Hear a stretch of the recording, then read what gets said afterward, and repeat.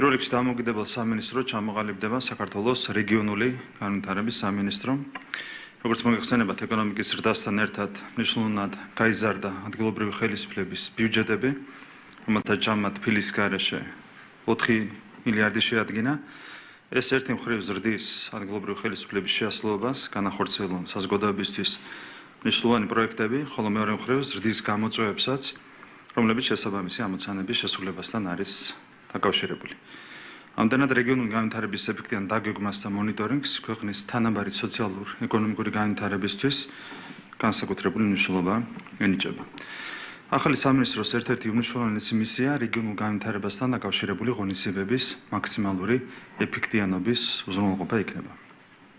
საქართველოს მთავრობამ უკვე შეიმუშავა და საქართველოს პარლამენტში წარადგინა შესაბამისი კანონპროექტი, რომელსაც საპარლამენტო უმრავლესობასთან გავლილი კონსულტაციების შესაბამისად საქართველოს პარლამენტი 15-18 აპრილს განიხილა სასესიო კვირაში.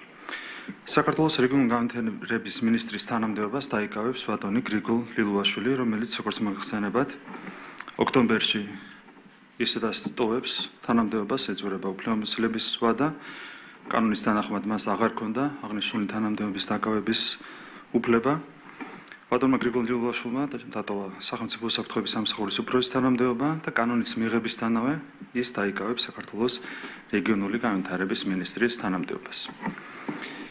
მოგეხსენებათ, რომ გრიგოლ ლილუაშვილი საქართველოს პარლამენტში წლების მანძილზე იკავებდა რეგიონული პოლიტიკისა და თვითმმართველობის კომიტეტის თავმჯდომარის თანამდებობას, ზოგადად მას აქვს რეგიონებთან მუშაობის გამორჩეული გამოცდილება, შესაბამისად მისი მინისტრობა უზრუნველყოფს საქართველოს მთავრობის ეფექტიან საქმიანობას რეგიონული განვითარების ამოცანების შესრულებისას.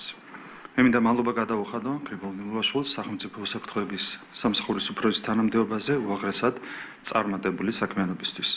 ურთულეს გამოწვევების ფონზე მან უმნიშვნელოვანესი წვლილი შეიტანა გასული 6 წლის განმავლობაში საქართველოს ეროვნული უსაფრთხოების უზრუნველყოფასა და შემდგომ განმტკიცებაში. დავაზუსტებ, რომ საქართველოს ინფრასტრუქტურის მინისტრის თანამდებობაზე მუშაობას განაგრძობს ბატონი ირაკლი ქარსევაძე. საქართველოს სახელმწიფო უსაფრთხოების სამსახურის უფროსის თანამდებობაზე საქართველოს პარლამენტს წარუდგენთ ბატონი ანდრე ოხანაშვილის კანდიდატურას.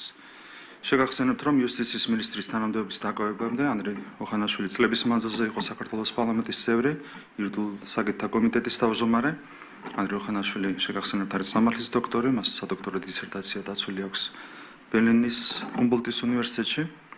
საქართველოს პარლამენტის თავმჯდომარესთან და საპარლამენტო უმრავლესობასთან გავლილი კონსულტაციების თანახმად საქართველოს პარლამენტში ანდრე ოხანაშვილის დამტკიცებას ზეგ მიმდინარე კვირის პარასკევს ეყრება გენჭი. საქართველოს იუსტიციის მინისტრის თანამდებობას დაიკავებს ბატონი პაატა სალია. განსაკუთრებული წარდგენა არც პაატა სალიას სჭირდება, ის გახლავთ, როგორც მოგეხსენებათ, მოქმედი პარლამენტის წევრი, ის არის ერთ-ერთი ყველაზე წარმატებული ადვოკატი, ყველაზე წარმატებული იურისტი საქართველოში. მას აქვს იურიდიული განათლება მიღებული საქართველოში, ამერიკის შეერთებულ შტატებში. მე მინდა წარმატება უსურვო მას, მე მინდა წარმატება უსურვო გრიგოლ ლილუაშვილს, ანდრე ოხანაშვილს, პაატა სალიას ახალ თანამდებობებს. დიდი მადლობა.